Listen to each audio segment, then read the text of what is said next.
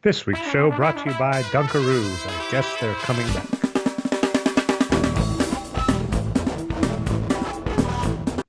Welcome back to another Boxscore Geeks show. I'm your host, Ray Alvarez, and with me, as always, is Brian Foster. I'm not going to say any nicknames this week, Brian. None at all. Say. All right, so we're going to talk the playoffs. That's pretty much it. We're going to talk a little superstar drama, because what's the NBA without that? And then I'll make maybe one comment on the NFL draft, which is going on as we're recording this, and that'll be it. All right. So, Brian, let's just jump into the NFL playoffs. We could go any series, a bunch wrapped up. So why don't we just go with your bread and butter first? Let's go with the Golden State Warriors. The Spurs came back for one game, managed to put up a little fight, but in the end, it wasn't that close of a contest.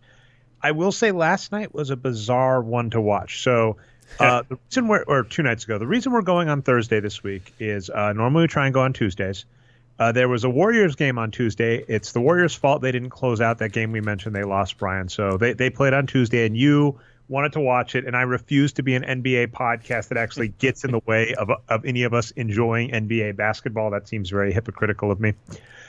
So you watch the game, and the game starts out hot. The Warriors come out off to like a 12-2 lead or something, and I jokingly text Brian. I say something like, all right, Brian, drinking game rules. Every 10 points that the Warriors beat the Spurs by, you have to take a shot. And then it ended up that they won by like 8 points, so you lucked out. But here's the bizarre part. The Warriors shot 18.5% from three and still won. So that is a bizarre statement to say, both of those things, that the Spurs could hold the opponent either via luck or intentionally. You watch the game so you'd have a better feel if it was good defense or just, luck. Sometimes that happens. Those two statements together are bizarre. The Spurs are in an interesting position. I don't really know what they look like going forward. Yeah, and we're going to talk about Kawhi Leonard a little bit later on in the show. That's a whole nother topic. But, this series was funny because so we were talking about last week when the Warriors, I think they were up 3-0, I believe, when we talked about this, or maybe 2-0. But just that they looked a lot different than they did at the end of the regular season, right? So Curry's been hurt, obviously. That's been the big thing. Iguodala's hurt as well. And then they've been using sketchy lineups with Nick Young and some other players, playing too many minutes, Quinn Cook maybe. Well, that all changed in the playoffs. They went big. Kevon Looney, JaVale McGee. And they absolutely crushed the Spurs on the boards throughout the series. I think it was something like a 20 or 30 rebound margin for the series. So it was pretty substantial. And the game 4 that the Warriors lost, they regressed a little bit. Nick Young got a few more minutes. They turned the ball over a little bit, not quite as much passing, some isolation play, but they turned around quickly in game 5. And Draymond Green had an absurd game with 19 rebounds and a bunch of, passes and other defensive things as well. About Draymond Green that I hadn't been paying close enough attention to. A few seasons ago, ironically the one where most people will blame him for losing the finals because he got suspended a game, even though he played fantastic that entire series, including the very close game 7 they lost.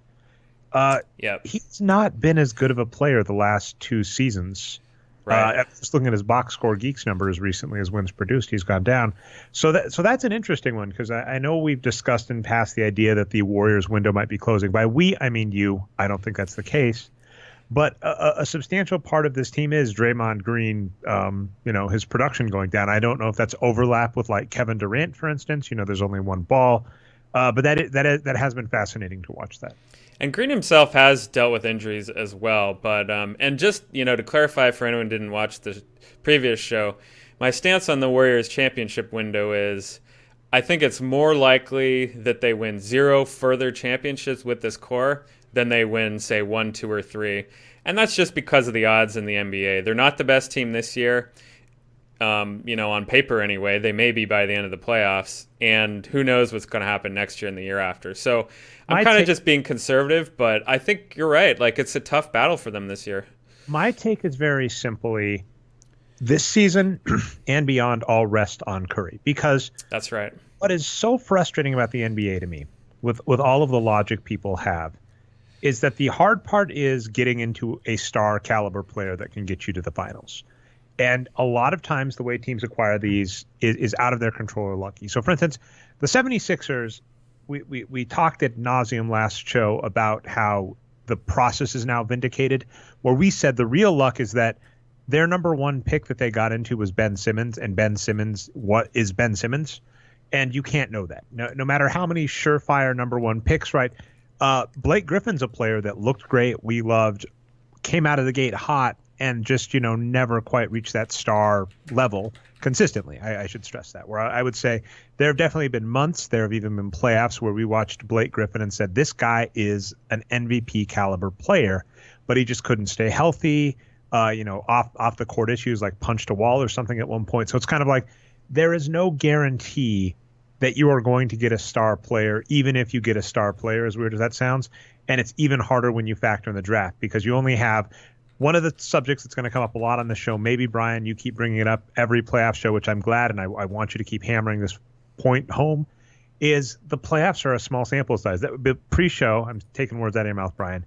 But pre-show to everybody listening, Brian said to me, he said, the problem with commenting on the playoffs is, what are you going to say? It's 4 games, it's 5 games, it's 6 games, it's 7 games. It's like, what is there to say? It's not a lot of data. The same is true of college players. No matter how great a player looked in college, you have 40 to 50 at most college games to judge these players on if they're one and done stars, which tend to be what top draft picks are. So there's not a lot to be said. So you kind of need a star to advance in the NBA, and at this point probably 2. And really with the Warriors, it all comes down to Steph Curry and Kevin Durant. If they're healthy, this team is awesome, and you just have to get decent players around them. What I called it last week on the show is the Derek Fisher principle. You don't need stars around your stars, but you do need competent NBA players, which for the record is a problem for a lot of the teams in the playoffs right now. I'll let you comment a little more on the Warriors window, then I want to comment on like player cores and just kind of ness. Yeah, I mean, I don't have too much to add except that the Warriors are going to have a lot of decisions to make this offseason. And the one you always talk about and, I'm concerned about as well is what are they going to do with Klay? If they extend him to a max contract that's multi-year, that's a big problem for them. They need to find a way to pay him the same or less than they are now or to move on from him.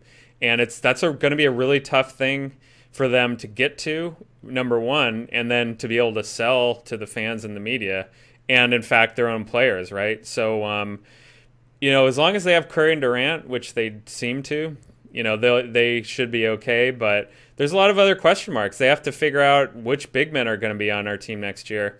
They have very few players under contract in general, and it doesn't seem like they value the big men, the good ones, like we do. So it's just another offseason for the Warriors front office to test itself, and it's done well so far, but, we'll see what happens. Do you mind if I get another tangent on that I just had lately? Oh, sure. I'm done on that, yeah.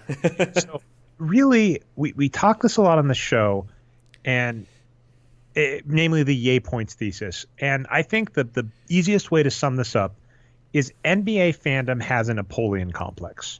So the Napoleon complex, for those of you who don't know, which would be bizarre, is this idea of like shorter people hating taller people, having a bias against them. It comes from Napoleon, who was notoriously short, although admittedly, sorry, I've got like a cold or something. Admittedly, he wasn't that short. That was just a rumor spread by his opponents, which is fascinating. A lot of history that we take at face value comes from rumors and myths that persisted, and then we have records of those rumors and myths. That's interesting. But Napoleon complex, short people hating tall people and overly exerting themselves as a result. The NBA is, of all the sports, is one that is just built around tallness. And that's because there's a rim 10 feet off the ground. And, Dave Barry in The Wages of Wins named it the short supply of tall people.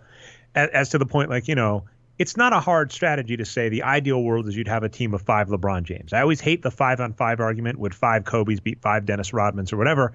The reason you have to have Kobe Bryant's and Dennis Rodmans on your team is the number of people that are above 6'8", which is like the cutoff to be a legit can play every position player, that are also incredibly skilled at all the skills required to play basketball well. That's, ball handling, rebound, defense, offense, is ludicrously small. That you can maybe count, let's see, let's try and list them off. Ben Simmons, Giannis, I'll give you Draymond Green kind of, although I with how he's played the last few seasons, I'd rank him a little lower, Brian. Ben Simmons, LeBron James, right, got to like five players that are maybe good enough to play all five positions and have all the skills based on what we've seen. There aren't a lot of players like that in the NBA. And you can't make a team of all of them because there's absolutely no way to acquire all of them. They're all going to get max contracts. So you have to have different components, right? You have to have ball handlers and rebounders.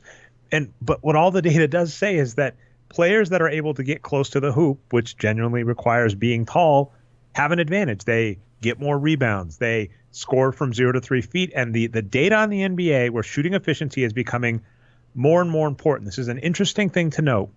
There is definitely inflation on shooting efficiency, meaning a player that we thought was a good shooter 2 decades ago. So Kobe Bryant is an example. The numbers Kobe Bryant was putting up in the early 2000s when the Lakers were doing great, and even when the Lakers lost Shaq and they were doing terrible, we would still tell you Kobe Bryant is a good scorer. The numbers players like Bill Russell back in the day were adequate. You could deal with Bill Russell shooting as poorly as he did because the era was that bad.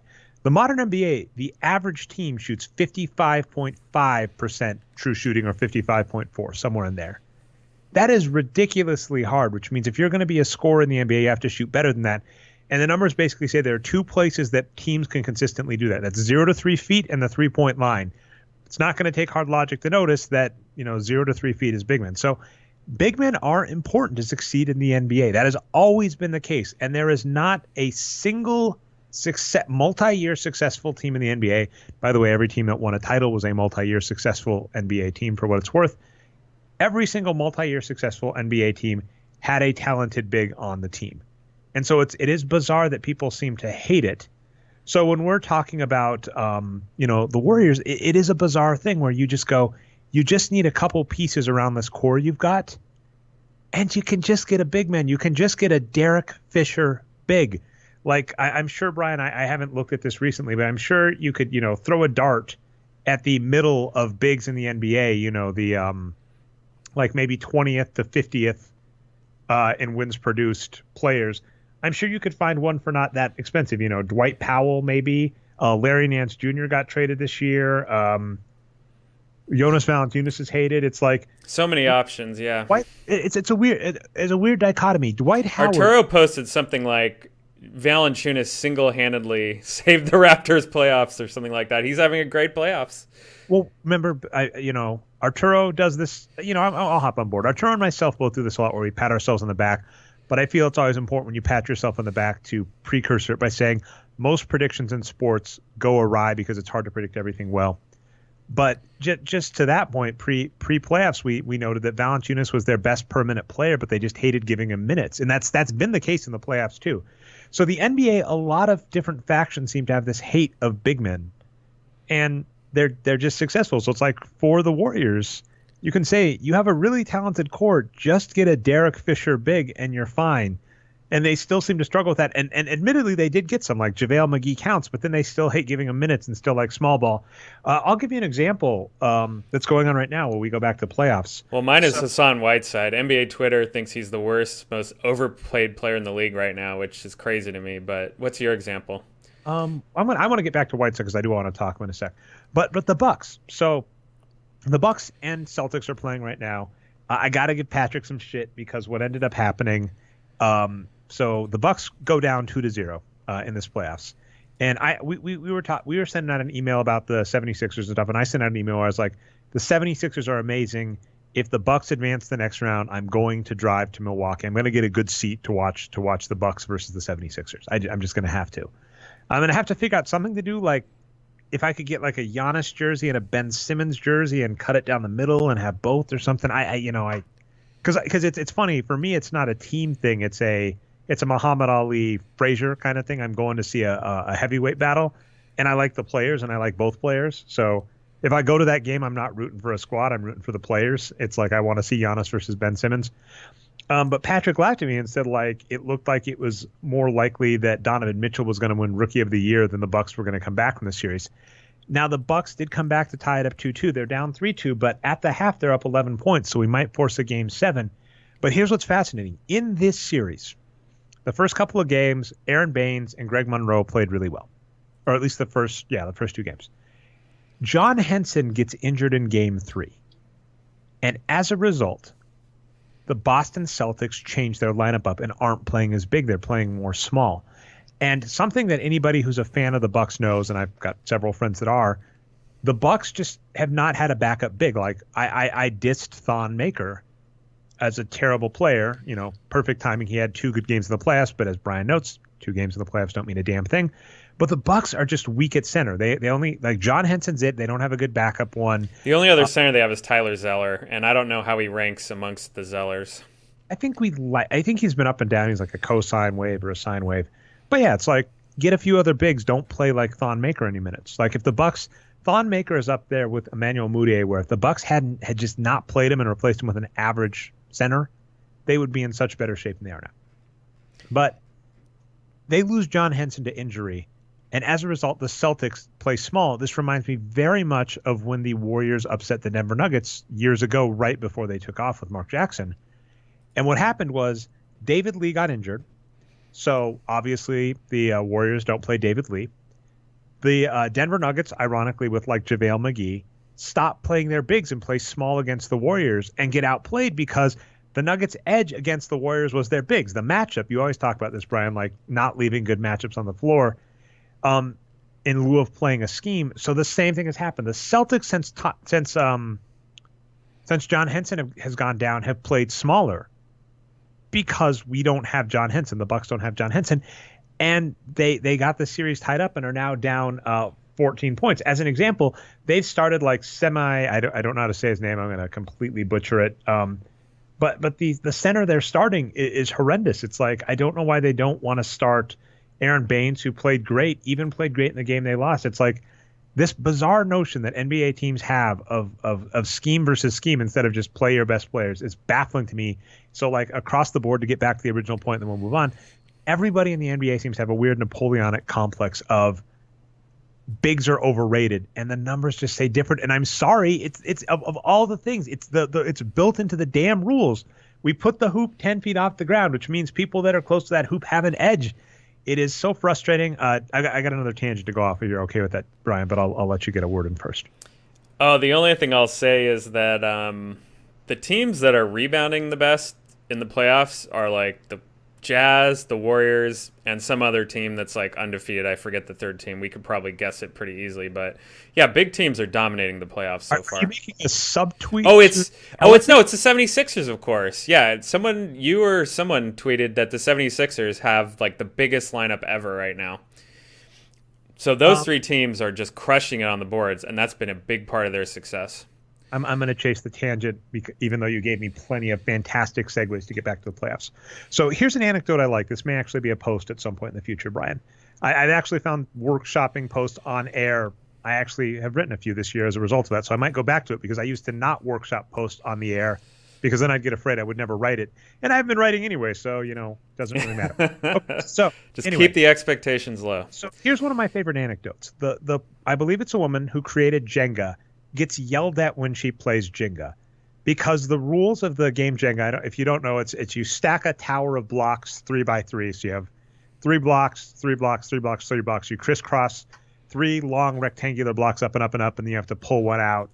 And everybody's turn, they pull out a block, and the goal is to basically not pull out a block that causes the tower to collapse, and you have to put it back on top. I don't know why I'm explaining Jenga. I'd assume everybody knows. If not, Google. Actually, it's funny. Not even Google, like YouTube Jenga. That's a fantastic part of our modern technology. Video makes things so much easier to understand. When I was a kid, like, you read an encyclopedia entry on Jenga, and like there'd be one picture and you wouldn't know. So anyway, Jenga. The person who created Jenga gets yelled at because the rules actually state that you are only allowed to use one hand and your arm is allowed. So one thing she'll do is she will move her arm up to the tower and level it. And people think you're not allowed to do that, but she wrote the rules. She knows the rules, but she gets yelled at. And another game that's really common that I think people don't understand the rules is Monopoly. If you play Monopoly, there's not anything where if you land on free parking, you collect money in the middle. Oh, yeah, it's all house rules. House rules are things like, every time you get a fine, you put it in the middle. And then when you land on free parking, you get all the money in the middle. The rules actually state that when you land on a territory, if you can't afford it, it goes up for auction. So the thing is, let's say you go to a party night with people playing Jenga or with people playing Monopoly, and you're a real stickler for the rules. They're going to hate you because you actually read the rules. I find that lines up so perfectly with sports fandom because a lot of people watch sports for fun. You go to the bar and watch sports. You have friends over for a party, you watch sports. And when you get us analytics people, the major difference between us, the correct analytics people, because there are a lot of bad analytics people out there. Let's just throw everybody on the bus. Old man on the lawn, shaking my fist like this. I'm going to keep doing that. All right, so the problem with the analytics group you and I are in, Brian, is we read the rules. So the reason people hate us at parties and when we go, Ben Simmons is amazing, Donovan Mitchell is overblown, the reason is we read the rules. We went through the rule book and are like, oh, the rules say this, this, and this, and here's how you win, and so you want to optimize this. And again, another last comparison to keep this gaming is like Dungeons and Dragons. There are people that play like role-playing games that are hated because they do a strategy called min-max, which is they basically try and optimize the numbers and things to get the maximum output. Oddly enough, I actually do this when playing Pokemon Go. So it's just a matter of that's the category I think we're in. So when I'm talking Napoleonic complex and we're talking about players we think are great, that's really what it boils down to. When people say so-and-so has the will of a champion, will to win, and we go, the rules say this, that's the situation we're in. I don't have a subtle segue back, Brian. Well, we could go to Kawhi now since we're talking Spurs and their offseason. I'll finish off the playoffs. Okay. So let's see. We talked the Warriors. The real question, and here's what makes this frustrating, and I think you'd agree. The only factor that matters with the Warriors is Steph Curry's health. Without knowing the status of Steph Curry's health, we have no idea what's happening. Now, there is one, I would argue, slight edge for them, kind of. Their bracket, the funny thing. The bracket is so easy. Their bracket is so much better than the Rockets. The Rockets, I really do want the Rockets to win. As noted, my kind of fandom, as I just noted, saying I'm rooting for like Ben Simmons and Giannis. My fandom a lot of times for teams is to get the most accolades for players that are underappreciated, in my opinion. Back in the day when the Mavericks won a title in 2011, I was so on board because Dirk Nowitzki, Tyson Chandler, Jason Kidd, Sean Marion, some of the greatest players in NBA history, according to our numbers, that were just, people would say, well, they never won a title. So we were hugely on board with that. Chris Paul needs a title. Chris Paul needs a title. James Harden, I'm so glad he's going to get the MVP this season. He almost took the mantle from, I'd argue, Jason Kidd, a player that probably deserved an MVP and managed to never get one, but he's probably going to get one this year. Chris Paul, James Harden. We love Trevor Ariza already as a ring, to be fair. We love Clint Capella. This is a fantastic squad to get a ring for players like that. Yeah, we'll give it to Daryl Morey. We're every single prominent GM, Sam Hinkie, Daryl Morey, we are their biggest critics and biggest haters. But that's the point. When we like something, we criticize it. That makes us terrible friends, but is what it is, Brian. So the Rockets, though, have to play Karl Anthony Towns, Rudy Gobert. Whoever makes the finals, I'll give you Kevin Durant as a big or Anthony Davis. And then I'm calling it now, 76ers are making the finals, Joel Embiid. Or Ben Simmons, take your pick. They're going to have such a hard path to the finals. So, yeah, the Warriors actually lucked out with this seed because I think they can survive the Pelicans. As we noted, the Jazz had a ridiculously good SRS. And obviously, Krishna Narsu, I believe is how you say his name. Of course it was him. Is it Krishna? I apologize so much, Narsu, for getting your name wrong. We met in person. I believe it's Krishna, yeah. Krishna. He basically noted from somebody else's numbers that the healthy Jazz SRS was like 7. Because that's what he noted. We basically they finished the season with like 4.5, but that's with Gobert missing 25 games. Yeah, it started out really high, it went down, and then came back up later. Yep. So they're a 7 SRS team. So it's kind of like if you can avoid them for one more round, that is huge. So it in a funny way, Steph Curry getting injured at the end of the season and them going down, if Curry comes back healthy, is huge. But that's the biggest mystery, and no one knows. And it's a major injury, and he's been gone a long time. And we even already saw one playoffs where they were the favorites, and an injury to Curry cost them. So we have no idea. That's the honest truth. Yeah, it's really unclear. We're just following like media reports. For a while, Steve Kerr was saying, I think a quote was, he's not going to play anytime soon. So everyone's thinking, maybe he'll miss the second round. But then recently, there is a report he may even play game 1 of the second round this weekend. So I think that's really unlikely. If I were them, I would not play them until they at least lose another game or two. Yeah. But we'll see what happens. He rushed back last time too, and we're basically like, just get yourself 100%. Now, This is an interesting one. I think they're in good shape for the following reason. The New Orleans Pelicans, they beat the wow, that was so mean to the Blazers, Brian. I've already forgotten them. They're out of the playoffs, out of sight, out of mind. Their performance was pretty forgettable this playoff series. Although they had just freaking lost to the Wolves like they were supposed to. But the Pelicans beat down the Blazers. What I'll say about that series is like Damian Lillard didn't show up, and there are multiple reasons. You might argue defense, although the New Orleans Pelicans defense throughout the regular season was 14th out of 30. You can argue Mirotic showed up. Fear the beard. He shaved off his beard. He has a sponsorship, I believe, with Norelco now because of that. That's funny. So I don't know. The theory, by the way, was always how am I dropping his name? Used to play for the Magic. Apologies. There's a guard in the NBA who has really long hair and it's gotten in his face several times. I feel so stupid for getting it because I've said it many times. But, it was always when he cuts his hair, it's going to be a big thing. I guess Mirotic was the one who needed to cut their hair. So, Mirotic played above his head and Damian Lillard played like crap, and that was really the difference. Obviously, we kind of go with the Drew Holiday as well, Dre. I mean, he's had a lot of injuries, but in general, he hasn't been that great in his career. So I think it's a little surprising he's been that well. Rondo, maybe not so much. Like, he's been another up and down guy who's been in a lot of different circumstances, has been really good on some teams and kind of checked out on other teams. But it seems like good Rondo is back right now. Let's be clear, actually. Rondo has only been bad on the Mavericks. He has been good every other.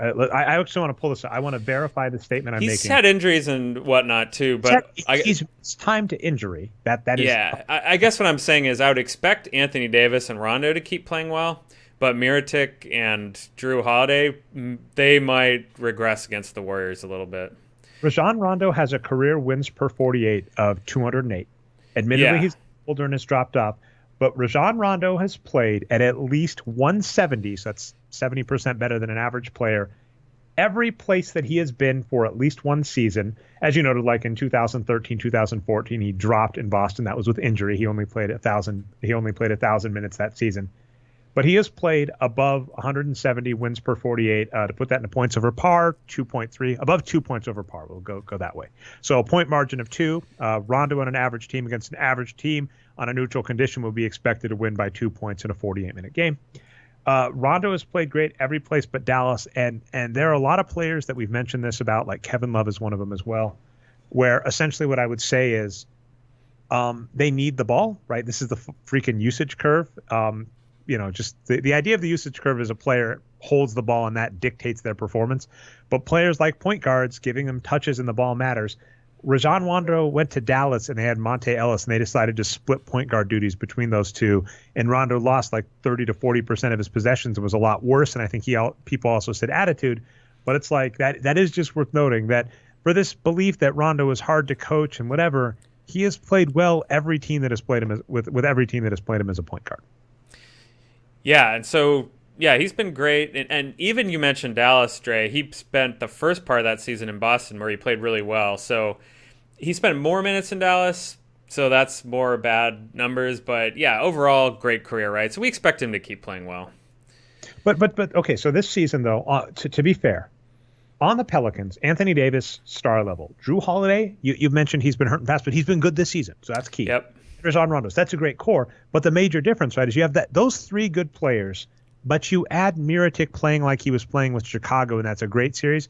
And then if you hop over to Portland, Damian Lillard basically vanished. And maybe he got stifled on defense, whatever. But, to your point, that's all that really happened. In terms of being scared next series, I still think the Warriors have a good shot just because – I always kind of hate the idea of good defender, bad defender, just because it's a team scheme. We've seen that. Kyrie Irving was supposedly a bad defender. The Boston Celtics, with him healthy, were one of the best defenses in the league. I keep hearing that DeMarcus Cousins is a great defender. I've heard Anthony Davis is a great defender. I have no reason to disbelieve that, but they are periodically on mediocre defenses. It is not. It's very much like a pitcher in Major League Baseball. A good pitcher does not make a good defense. You need other players as well. So I'm not sure if I should be scared of this defense, even Curryless. I mean, I think the obvious thing about three-point shooting teams, which have been very successful recently, is they are highly volatile, right? If you're a three-point shooting team, 5 to 10% on your shooting efficiency can cost you a game. So that's true, but Clay and Durant, I still give them the edge in this series, I think. Yeah, I do as well. The main reason is, again, we were talking about regular season versus postseason, right? They were one of the worst teams in the regular season to make the playoffs in the West. The New Orleans Pelicans were. In fact, I think they were the worst. So, they're playing above their level right now. So if we look at their playoff numbers here, they're playing great, right? They're second in point margin, O rating, basically a dead heat with the Rockets. And then they are 6th out of 16 in D rating as well. So they've been one of the best teams in the playoffs so far, but they were one of the sketchiest playoff teams coming into the playoffs. I'd expect them to regress a little bit. Well, it is hard to say.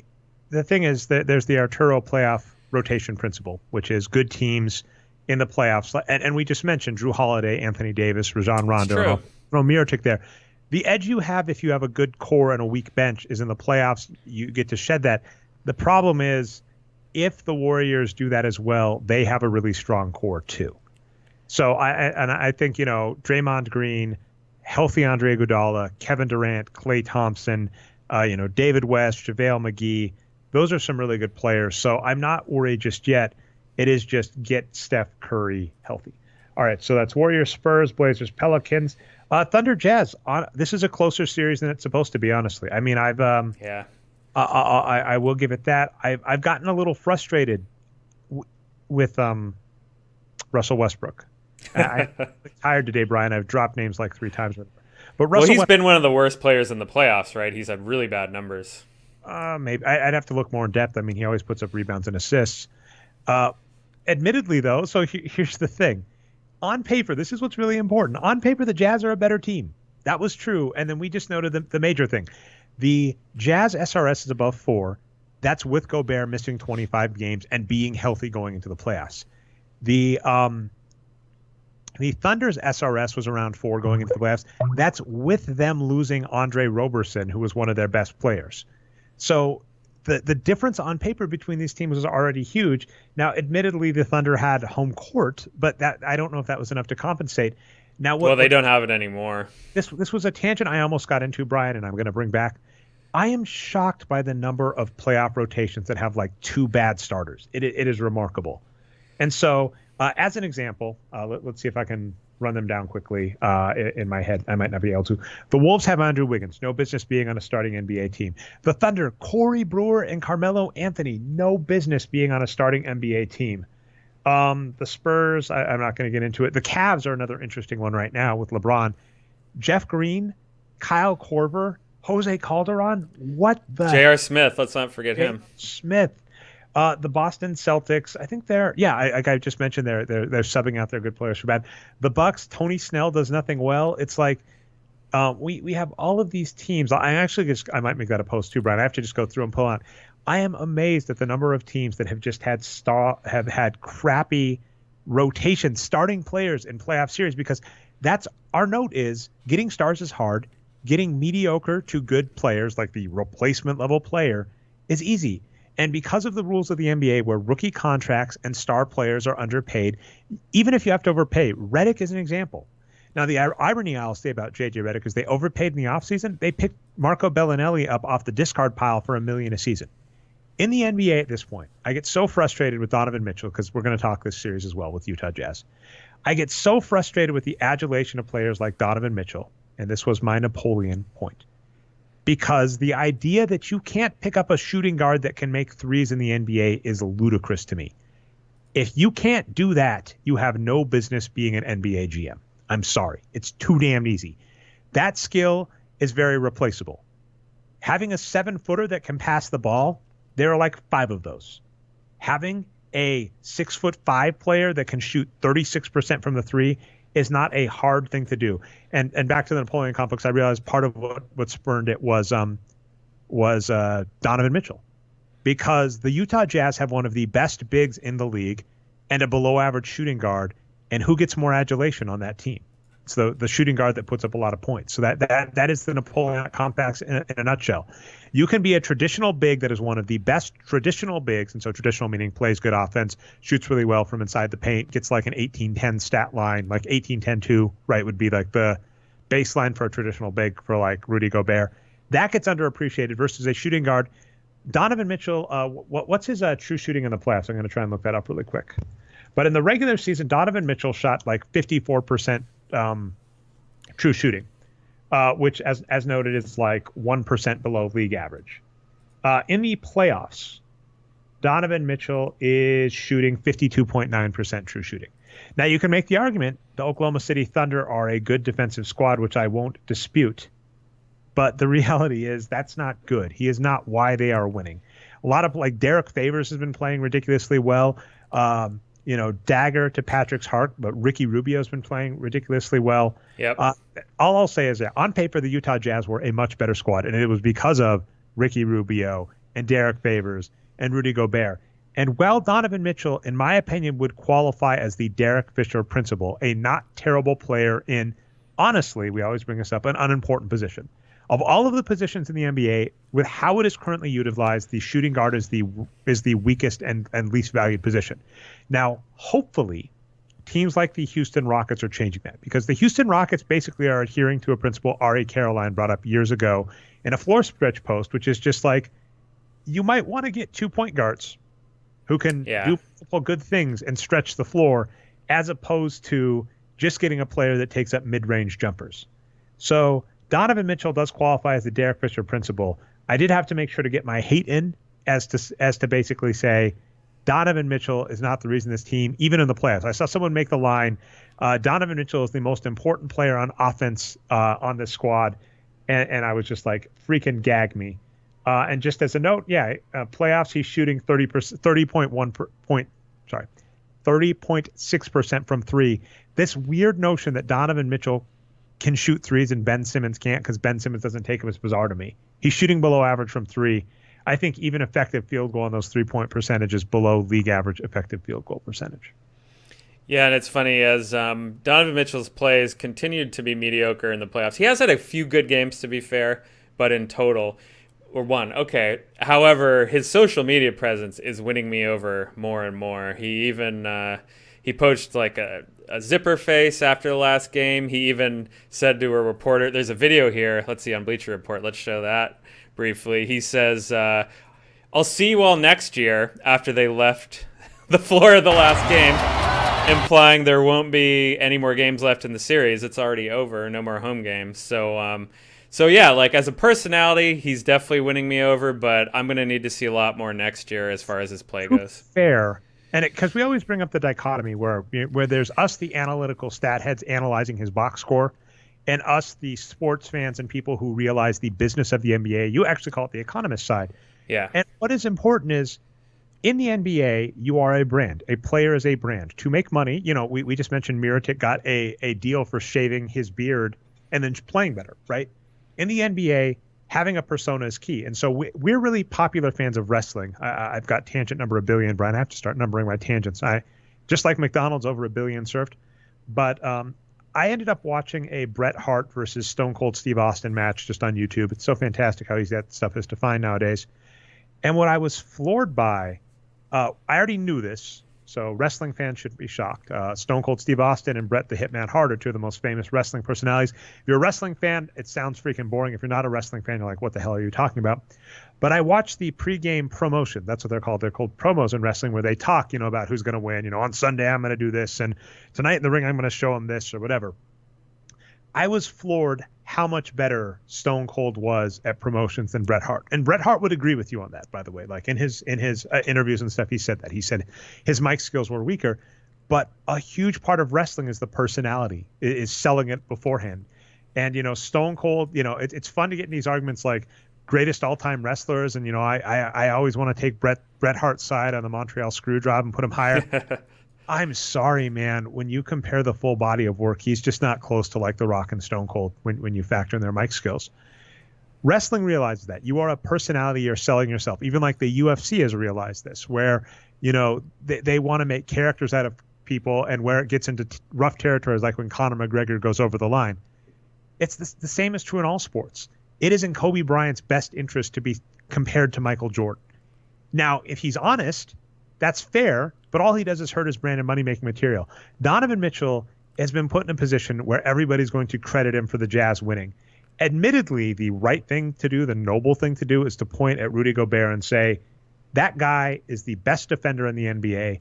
On both sides of the court, he is amazing. If you were to actually properly analyze the box score statistics, Rudy Gobert would have been an MVP player 2 years ago and probably should be first ballot All-NBA this season, as well as Defensive Player of the Year, even factoring in the 20 games he missed. In fact, you can use the classic argument people use, which is you observe a team without a player versus with and realize just how important they are. So Chris Paul, lots of times could be an example of that. He misses 10 games and how the team does without him versus with. Donovan Mitchell could say that.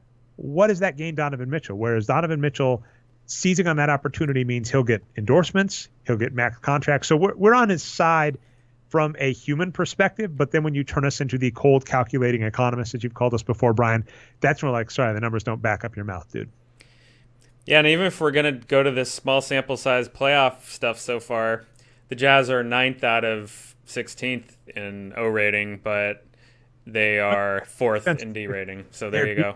Good. And I mean, this is a fan. It should be this way. I will be really disappointed if, as much as I like the Thunder, I'll be disappointed if they move on. I really want the Jazz to move on. I'm really looking forward to the best offense in the NBA versus, when you factor in Rudy Gobert being healthy, arguably the best defense in the NBA. It's going to be a fun match, I hope. And one last point, just, I'll have to crystallize this in an article at some point. Just to be clear, Donovan Mitchell as a rookie for a rookie is impressive. I don't want to take that away because I realize I do. It's so easy when people disagree with you on the internet that you get defensive. And I'm not saying wrongly defensive because I think my position is sound, but you start kind of balling up and that makes you, it's very tribal, right? So I want to, be clear. Yes, what Donovan Mitchell is doing for a rookie performance-wise is, I don't want to say impressive, but at least good, right? Like he's at least at the same level as, say, LeBron James was as a rookie and significantly better than like Kevin Durant was as a rookie. And there's nothing that says he won't improve. And that's one of the harder things to know, right? Like as an example, DeMar DeRozan on the Toronto Raptors got significantly better this last season, just improving his shot selection. So a few tweaks to Donovan Mitchell's game and he could be a star player. We don't know. So I don't want to take that away. I don't want to say there's nothing saying he won't be a star in the future. I just want to say the Utah Jazz have put up a magnificently impressive season this year. And I have seen a lot of the credit given to Donovan Mitchell, and it has been using the same logic that I thought was dead if we were going to believe the advanced analytics movement had caught on. And so it's almost like he has become a proxy in a tribal fight, Brian, to put it that way. Right. And I want to try and at least distance myself a little from that, to say the thing that I am mad at is this love of points without evaluating efficiency, of these people that play Monopoly without knowing the rules. And Donovan Mitchell as a person, as a player, is doing everything he should be doing and everything we would be telling him if we were his agents to do to maximize that's a great point. His career success. And so I want that clear because it does get odd. And last tangent, billion and two. I had a professor tell me that in grad school, they had an author that they loved that wrote all these great papers, almost like similar to like me with Dave Barry. And when they decided to write this person a letter, and what this letter came out more like a hate mail because they were like, in this paper, why didn't you do this? And what about in this paper? What did you think about this? What oftentimes happens with fans of things is we become critical because we start going, this is great. How could it be better? The same is true of like the 76ers. How could they improve? Instead of going, just so we're clear, I like you and want to see you improve. That's the line. That's the thesis statement that belongs at the front of the paper. People like myself will forget that statement. We'll forget that sentence, and then it just comes out as criticism. There's no room for nuance in 142 characters or whatever Twitter is. How much is it, Dre? It's 280 now, right? 280. I don't know. Well, and I mean, there's no room for nuance in a lot of things. I saw someone, Dave Barry retweeted someone, and I'm not even going to find it. So, and you won't find it either because it's days ago. But just tweeted the point of there are times when you come up to someone in a conversation, and you just quickly realize they haven't done the prep work.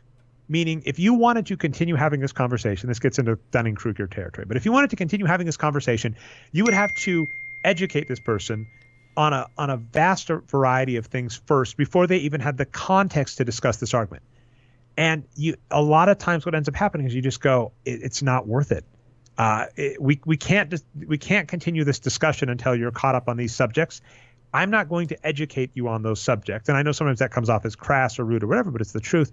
And as I've mentioned, a lot of times in NBA analytics, I had a friend sent along a post on something to me today or a few days ago. And I read over it and I actually responded to them and I said, it wasn't their post. They were saying, what did you think of this post? And I said, the reality is this post has some major holes in it. I'm just going to tell you that. I'm not going to tell that person that, because I found a lot of times when I approach people and say, you have problems with your work, the exact same thing that it was happening with me. Like I said, tribalism, you just get defensive. Instead of them going, oh, okay, what do I need to fix, and being receptive, they just get mad. And you just realize there is a vast array of work you need to get to before we can even proceed with this discussion. And I don't believe that I'm going to be able to give that to you in adequate time. And I don't believe you're going to get there. So I'm going to drop the discussion. And by the way, I want to hold my hands up there too and say, I'm not devoid of this either. There are plenty of things that I have no freaking idea that I'm talking about. And as I've gotten older, tried to learn that when prodded a few times, someone's like, what about this? What about this? I go, you know what? I just realized I have no idea what I'm talking about here. I'm not an economist. I'm not a psychologist. I don't know. So I'm going to back off. Same with you. Political science. I found I'll start talking Trump with you sometimes pre-show and you bring up your stuff and I'm like, oh, I was unaware of that history, unaware of that precedent. I'm going to back off. I'm going to gracefully back out of this discussion. So, yeah. No, I mean, so the last thing I have on this series is it could have easily been over 4-1, right? Oklahoma City had this ridiculous 25-point comeback in the third quarter or whatever it was to pull it to within 2-3, but they still have to win both games. They still have to win in Utah, and Utah's numbers have looked much better than Oklahoma City's through these 5 games so far. And it just looks pretty grim for Oklahoma City. Utah is also one of those teams where they are helped from the shortened playoff rotations, right? They've got a great starting 5, Donovan Mitchell aside, and of course they have a Jay Crowder who's much improved coming off the bench. Donovan Mitchell is going to be at least close to a lot of guards in the NBA. So it's shooting guards. So it's like the real place Donovan Mitchell might become a problem, and I'm looking forward to this when they play Houston, is he's not going to match up well there. But it's like the one advantage you have against the Thunder, Corey freaking Brewer. It's like if they're going to trot out Corey Brewer, you can trot out a variety of players that are better, Donovan Mitchell included. So you want to go into this Houston series now then? Houston Wolves, what I will say is I was unimpressed by Houston's play. They didn't win by as much as I thought they were going to. Derrick Rose looked better than I thought. The Wolves put up more of a fight than I thought they would, which I know is weird to say about a 4-1 victory. But by the way, they could have easily won 2 games. So which one was the other one that they were close on? I want to say it was game 2, or I can't remember. But there was one game where they were doing well in the fourth, but kind of got their ass kicked at the end. They were. It's been closer than I was expecting, and I think let's take a look at that game. But I will say Clint Capella is a freaking beast. Love that guy. James, like I said, I think I'll try and look at the Rockets box score real quick just to get an aggregate. So one thing I'll say about this series, while you're looking your stuff up on that before you really get into it, is just briefly, both teams have had their offenses criticized a lot in this series. And here's what I mean by that. So for the Rockets, their offense has been criticized because while their shot charts are always a thing of beauty, right? They take layups and threes and that's it. They take so many threes and it's great. The style of taking those shots has been under criticism. So by that, I mean they've had a really low pace through the playoffs. At one point, they had the slowest pace of all teams in the playoffs. Well, you don't want to do that. Just to explain the strategy behind that, this is actually math that was explained in basketball on paper, which isn't hard to say. If you have an edge on a team per possession, you want to maximize the possessions. We talk a lot about regression to the mean because you can kind of view it as a weighted coin. Every coin flip, every possession is like you're a 60-40 favorite. You want to get as many of those coin flips as possible because it's entirely possible in 2 or 3 coin flips, a 60-40 coin goes the wrong way, but over enough possessions, you win. So a strategy that is if you are the better team in a series, you should up the pace to up the number of possessions you can win. If you are a worse team, you should lower the pace. So to your point there, the Rockets keeping a slow pace is not a good thing. And it looks like they've improved. They're up to 10 out of 16 teams in terms of pace in the playoffs, but they should be in the top 3 or even number 1, right? So that's a mistake they're making. And they're probably a good enough team that maybe they can rest a little bit and do it later, but that's still, not a way for them to win, right? Then the other thing is they've been getting all these threes out of isolation, basically. So even if you take a good shot, if it's from isolation, that's going to be worse than an assisted play, right? Or an open shot. So it's more contested shots. So, their offense has still been fine. Let's see, where are they in offense? They're still the number one offensive team in the playoffs. So these are nitpicky complaints, but these are things people have been saying. Now, the Timberwolves offense, we might have talked about this last week. I can't remember. But they had the same problem in all 5 games, which is basically they're 2 star players, and by far the best players on their team. It's not even close. Towns and Jimmy Butler, really efficient shooters, great offensive players. They were getting, 10, 12, 14 shots a game, way too low for how good they are. Whereas meanwhile, we've got Wiggins and, like you said, Derrick Rose, who is good for Derrick Rose, but not good compared to Towns and Butler, getting kind of a similar number of shots to those guys. And it was happening game after game after game. In theory, it's good for an offense to distribute shots and have all your guys get the same number. Like, that's a good kind of spirit of basketball sort of Spurs thing to do. But not when there's a big discrepancy in town on offense. So they've gotten a lot of criticism, rightfully so. So actually here, I just looked this up. So regular season, leaving off Anthony Brown, who in 4 minutes of play, the absolute blowaway best player on the Timberwolves this season, had a 1,500 true shooting percentage. In terms of shooting efficiency, top 3 players on the Timberwolves. Karl Anthony Towns, 64.6% true shooting. That's ridiculous. Karl Anthony Towns. He takes outside shots, too. He does not just shoot at the basket. No, I know. I'm trying. So here's the category I was going to say. Would I trade like my entire roster for a player if I was a weak team like the Celtics? Like I would trade every player for Karl Anthony Towns. Amazing. So Karl Anthony Towns, 64.6% true shooting.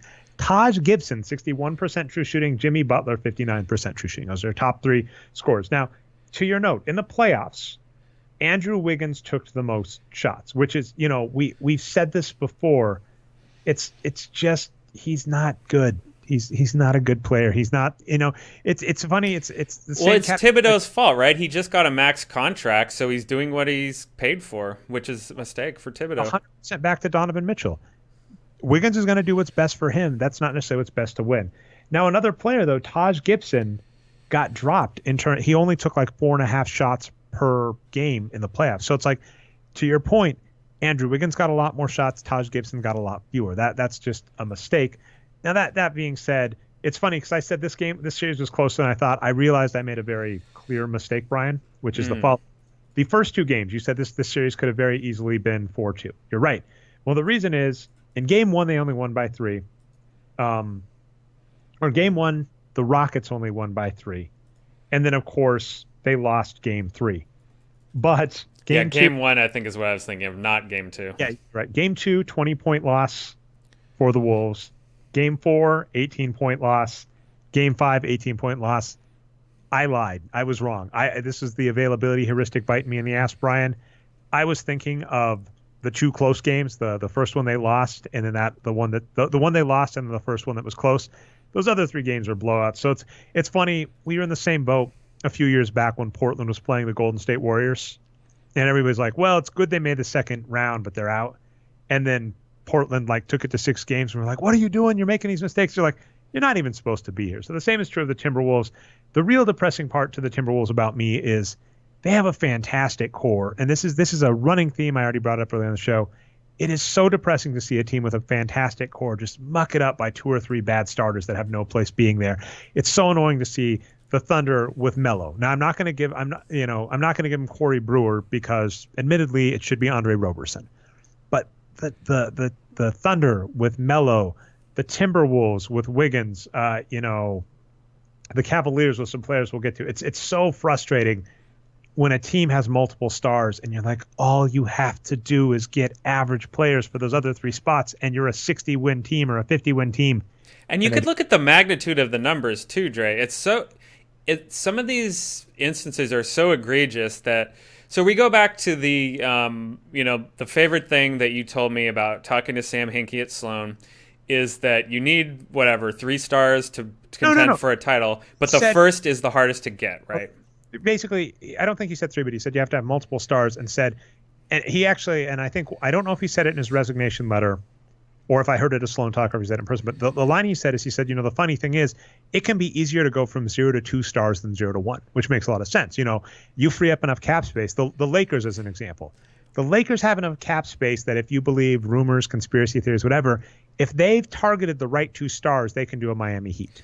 All right, well, I don't want to get too far down. All I wanted to say on that point was, let's say you actually got there and you have 3 stars on your team, and then you have 2 average players in your starting lineup otherwise. So amazing. So amazing, right? You can compete. Now let's say you have 3 stars and then you have 2 really bad players on your team. That's almost the same as having 1 star and 4 average players. Like, the bad players can be so bad that they could negate how good your stars are. And people don't realize that. Like, people don't realize how bad it is to have bad players. Well, it's also frustrating. So, as an example, the Milwaukee Bucks, they're a team that has Giannis, and Giannis is amazing.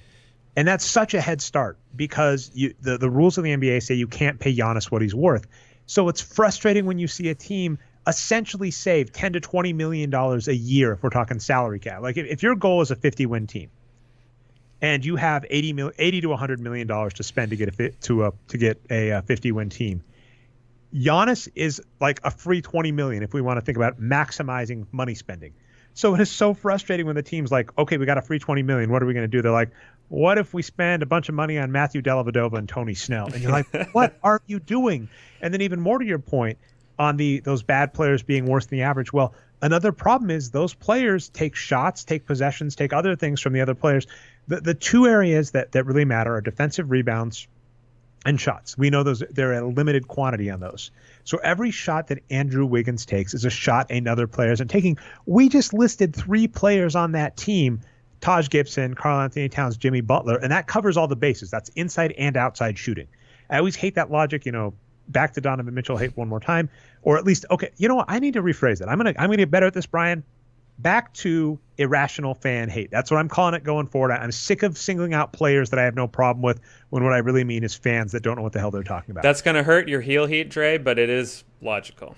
Yeah, well, I mean, to your point, too, on the same brand, you do enter a weird territory with that, to get political for a second, where you realize you're like, I don't like the path I'm getting here. I'm getting attention for this kind of thing. I don't know if I want to get attention for that. I don't want to get attention for hating a player I agree with. And that's started to happen, and I'm getting real sick of Utah Jazz fans, so I'm going to at least point the anger in the right direction. There we go. But, every possession you are taking is from another player. And so to that logic, though, I get really mad at the irrational fans for the Utah Jazz that say, well, so-and-so doesn't have any support. Mitchell has to take the shot. He doesn't have any shooters. And you look at that team and you go, Joe Ingles is an outside shooter and takes like 6, takes like 5 threes a game. Why don't you give him 2 more? Gobert can score from the inside. I get so sick of this logic that teams don't have shooters. And to the Timberwolves' point, Taj Gibson, Karl Anthony Towns, Jimmy Butler, that is all your bases. You have shooters on that team, which means you are stealing possessions from them when you give them to an inferior shooter. And all 3 of those players shoot from the outside and the inside. I don't know if they're all efficient from both areas, but they're all 3 very versatile scorers. But we've spent about an hour on the West, Dre. We have the East to go, and then we also have... Good news is the only series in the East I gave a damn about was the Sixers Heat. Ended very quickly. We think they're the dark horse favorites. So we did talk Celtics and Bucks, where we basically said it's really freaking fascinating that the Celtics are basically kind of, in my opinion, almost getting outcoached. I hope they ended here, though, because as I mentioned, I don't want to go see that game. So listener of the series, tell us how it ends. We'll table that till next week, because that's what you do in the playoffs. You wait to see what happens and form your opinion around that instead of actually being logical. You basically say Russell Westbrook is not an MVP candidate because he has 1 bad game in the playoffs. I hope it's obvious I'm being sarcastic. So, but we'll follow that trend with the Bucks Celtics, Brian, and say we'll just wait to see what happens and form our opinion. LeBron James is freaking amazing, Brian. We get to pat ourselves on the back. I said this series was going to be closer than people thought. It ended up being 2-2. It maybe should have been 3-2 in favor of the Pacers. I really hope the Cavs win it. I hope that if you believe conspiracy theories about the refs probably want the Cavs to win it. Yeah. James put up 44 points, including the buzzer winner. If he gets 2 more steals, he's the all-time leader in NBA steals. 1 more game, as long as he's healthy, he's going to be the all-time leader in minutes played after next game. Expect to see that headline everywhere. He is already the all-time leader in points, and he is just running up that score for all-time playoff points. This team, when we've been talking about teams with bad starters, we're talking about like 3 stars and 2 bad players or 2 mediocre players on the team. This team has LeBron James and Kevin Love as their 2 good starters, and they keep putting out garbage. So that should just tell you how amazing LeBron is. Raptors Wizards, I'm just going to say I have not done my due diligence on that, Brian. Apologies. I did not give a damn. That series is closer than it's supposed to be. I want to look into it because I'm curious as to what the hell's going on there. But I'll just be honest. I'm going to be that person who's like, I didn't do the homework. I'm sorry, Brian. Didn't bring my homework to the class. So can I get an extension, Brian, on Raptors Wizards? No, that's fair, and it does make sense to talk about these series more once they're over. Yeah, Raptors. So I'll admit that too. I've been watching that series. I've been watching the games, but I have not been looking at the numbers deeply. So it seems like the Raptors have been fine and that they've been better than the 3-2 indicates. But I don't know if that's true. Well, we can do it live here. We can actually look at the playoff stats for all teams. Let's see. Okay. Yeah, I'll tell you anyway. what. I'll just start talking about. I've got a few rants to get in, and we can end with that because we haven't had enough of me ranting. First is Kevin Durant did another social media faux pas. I'm getting kind of sick of these, to be honest, but I do want to comment on a larger story, which is so Kevin Durant liked an Instagram post or something criticizing Russell Westbrook and said it was an accident, and everybody's laughing at Kevin Durant for not knowing social media. I'll just give a shout out to the old school, to the site crack.com. They had a point about this, how celebrities kind of get put in bubbles because they become rich and they basically don't take care of themselves. An interesting political point, Brian, is the same actually becomes true of like lifetime politicians. When you become a lifetime politician, you have assistants and people that do everything. And so when you stop being a senator, a lot of them have problems because they don't know how to do simple things like fill up their car for gas because they've had assistants or people that drive cars for them, et cetera. It's maybe a bad way to run the country, to have the people in charge not actually realize what normal people have to go to, but that's another podcast. Kevin Durant has been training to be a great basketball player, and before he was even old enough to vote, was playing basketball professionally at 18. Before he was old enough to drink, he was one of the best players in the NBA. So it's not surprising to see he doesn't know how to do these things, and I always just find that funny, and it's a weird thing to pick on athletes for this because it's like I think they don't have a sense of reality, and that's not and it's not me saying that as an insult. It's more of an observation that if you become a millionaire at age 19, how the hell would you have a normal grasp of reality?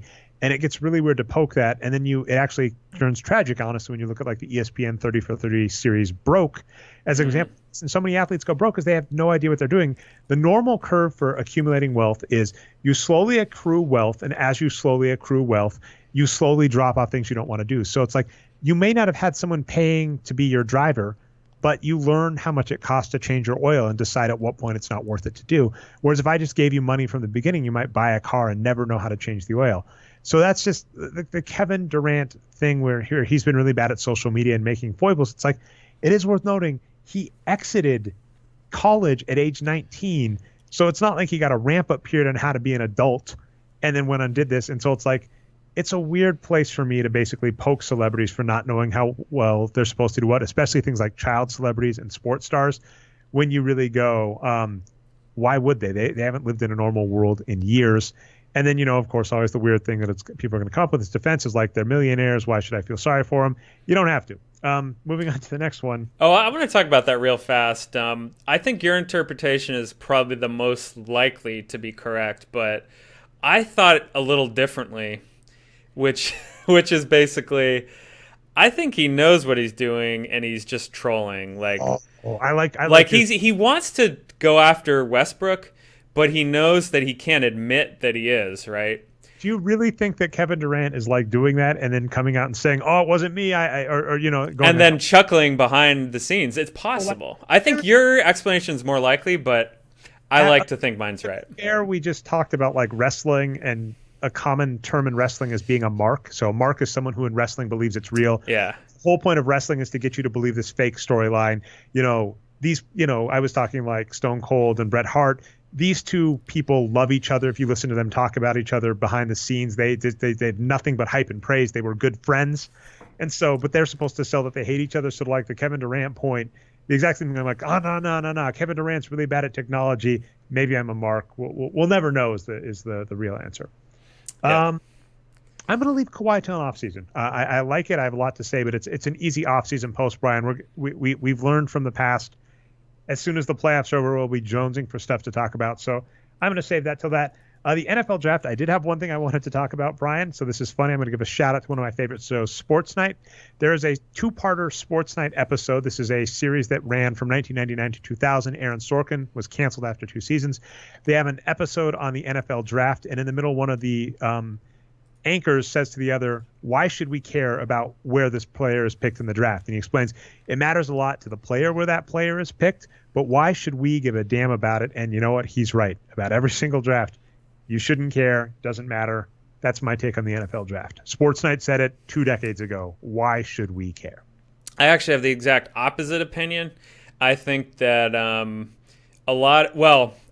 find that I find myself falling into your logic in life in general. So I actually agree with it in some extent. But I like, to my optimistic self, I like the other end of it, which is any little thing, even if it's trivial in the grand scheme of things, is worth doing for the sake of doing it, if that makes sense. Like like being a huge NBA nerd like we are is very trivial in the grand scheme of things, but it's worth digging into just for the sake of curiosity and science and all that. So I think the NFL draft in a vacuum, the paternalism and all that aside, and is an interesting little metagame. All right. I have a tweet I'm going to send you at the end of the show about that. Excellent. That all right. We again, another off-season topic because it's a big one, but I like, because we've been talking about it a few weeks. So we'll at least, put the placeholder here. So, we'll talk about it more in the future. You said the one and done rule is on the way out, and we've been talking this because the NBA G League might actually be putting the screws to the NCAA, and the NCAA, even as arguably the sky is falling on them, right? I think the comparison I made a few weeks ago, I don't think it came out clear on the podcast with how I said it, was it reminds me a lot of smoking in the 60s and 70s. Yep. Where it became very obvious to everybody there was a problem here. And just so we're clear, the big companies that made millions and billions on smoking, they didn't lose. They just went and did other stuff with their money. They went to food. So it's not like there was a winner. But the smoking industry as a whole basically collapsed. And that was because they were digging their heels on, we're healthy. In the United States, to be fair. Oh, yeah, that's... In other, especially Asia and Europe to some extent, there's still a lot of cigarette smokers. All right, fair enough. But yeah, so the same becomes true. The NCAA isn't moving fast enough, and more competitors and other news are coming out the other way. So we'll definitely talk more about that, because this is a fascinating subject that I really do want to dig in more on. Yeah, and I won't go deep into it, but just briefly, there was a lot of news about this today because another shoe has dropped. So we were talking about this before. There was reporting that Adam Silver and other people in the head of the NBA are saying, yeah, we're moving towards getting rid of one and done. So the next shoe that dropped here, and I have this Tim Bontemps Washington Post article up, is that this Commission on College Basketball report headed by former Secretary of State Condoleezza Rice has finally dropped. And, this, I think, was related to all the, Rick Pitino and also Arizona stuff we've been talking about, of corruption in college basketball lately. And part of this report was also saying that the one and done rule should be gone. So that's just another domino falling, and it does look like it's going to be gone soon. And one of the most interesting things from this article that I hadn't thought about is that there are now 26 G League teams, and there's going to be a 27th next year. And that's gone up pretty quickly. I didn't realize there were that many G League teams. So we're getting in the next few years, every NBA team is going to have their own G League team, and there's going to be a true minor league established for the NBA. So they're guaranteed they're going to fix some of the two-way contracts. I know that happened a few times to some players this season where they were like, they got, basically the idea of the two ways, and I'll have to look up more on this. It's, the idea of playing players in the G League. It's like they can only play so many games, so you run into a weird problem with them. Guaranteed that's going to get fixed to where if you like a G League player, you're going to be able to sign him to a contract for the season. And just to add one more thing, compared to the NFL, again, we were talking about the NFL draft, these are two leagues going in opposite directions in terms of like where we think they should be going for their own health, regardless of what you think about the leagues as an outsider. The NFL's, not only struggling with concussions and, other issues, they've also got this Trump problem now. You want to talk about Trump, and I'm just going to say this really briefly. There was a meeting recently about Colin Kaepernick being blackballed, and there was leaked audio from it saying that, the owners basically admitted to blackballing him.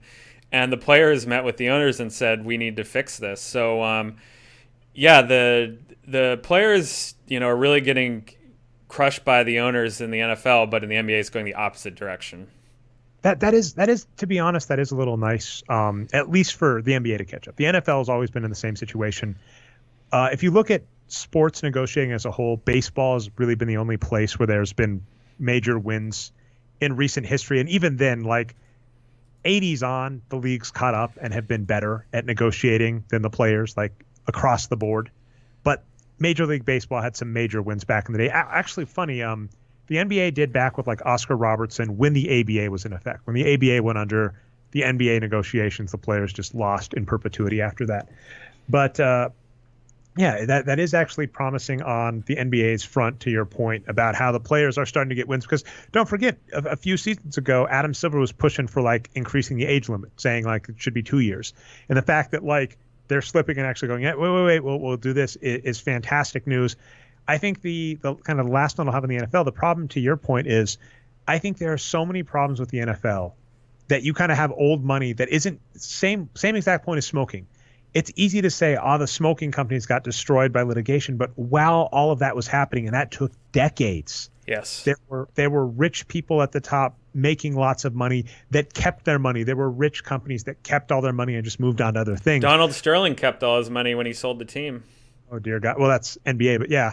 He didn't do smoking too, did he? Oh, no. I'm talking NBA. You're right. Oh, my God. That would be even like if you told me like Donald Sterling, like if I've never looked him up, but like if you told me like he made his money in Philip Morris, although I do know he had lots of crappy stuff. He was a slumlord.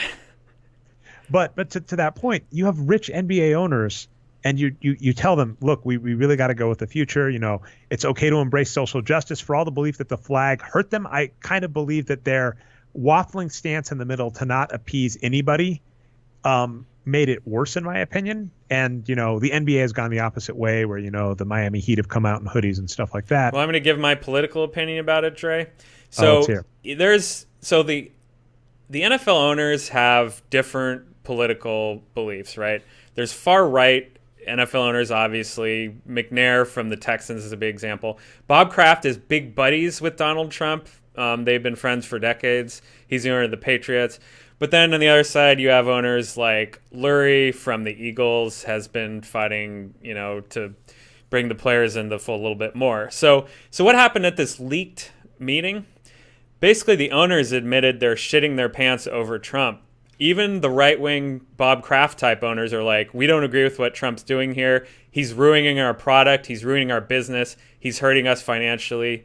We don't like what he's doing. So the NFL owners, based on this leaked meeting, feel like they're up against the wall and don't know what to do. So that's an interesting point because like basically Kaepernick's right, but you're saying, okay, so yeah, and who knows, and like that makes it harder too because I think the funny note is with like Trump when he focused on the NBA is essentially they got in front of it. If you recall, Steph Curry is like, we're not visiting the White House. The entire league and all the players and teams were unified.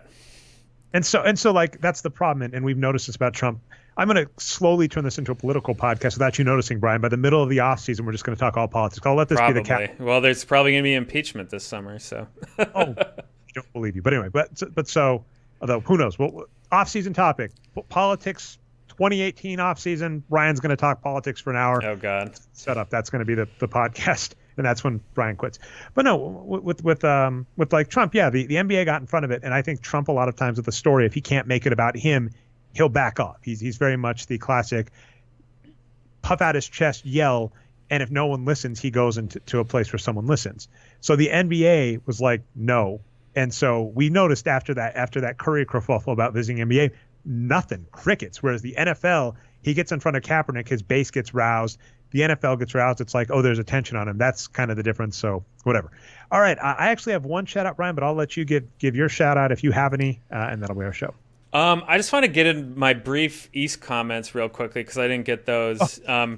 Toronto versus Washington. Washington is one of those teams where they have good stars and a bad bench too, so that's probably why they're looking a little better. Cleveland has has so much more talent, and I was looking at them to crush Indiana Pacers before the season started. But your point about the lineups is right here. For some reason, Tristan Thompson is just gone. They're not playing him at all. I don't know if he's hurt, or I don't know if people are pissed off at what he's doing on the Kardashian reality show, but for some reason he's out of the rotation. But Jeff Green and all those guys are in. I don't know. LeBron will carry them. Boston and Milwaukee is 92-81 with 150 left. It's looking like the Bucks will survive, barring a miracle comeback from Boston, and they will go on to Game 7. Brian, damn it. Okay. That's all my shout-outs.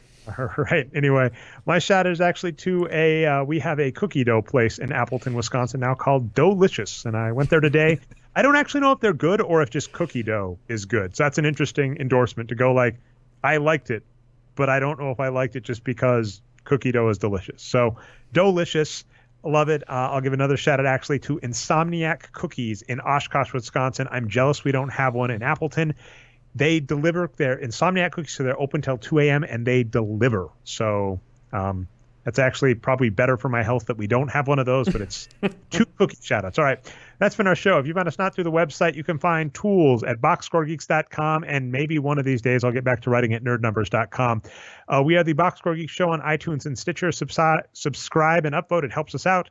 We go live every week. Who knows? It's going to be based, honest truth, it's based around the Warriors playoff schedule for the near future. So 9:30 p.m. Eastern Standard Time, someday between Tuesday and Thursday, depending on playoff basketball. Milwaukee is potentially going to be in the fold there too, Brian. So here's hoping we can keep podcasting during the playoffs. If you catch the live shows, you can catch the recaps on YouTube channel Nerd Numbers. I've been your host, Ray Alvarez, a.k.a. Nerd Numbers, if you haven't heard that enough already. Co-host Brian Foster, you can find on Twitter as Boxscore Brian. Have a good one, and hope your NBA team does well in the playoffs. If they're still there, if they're not, order a cookie.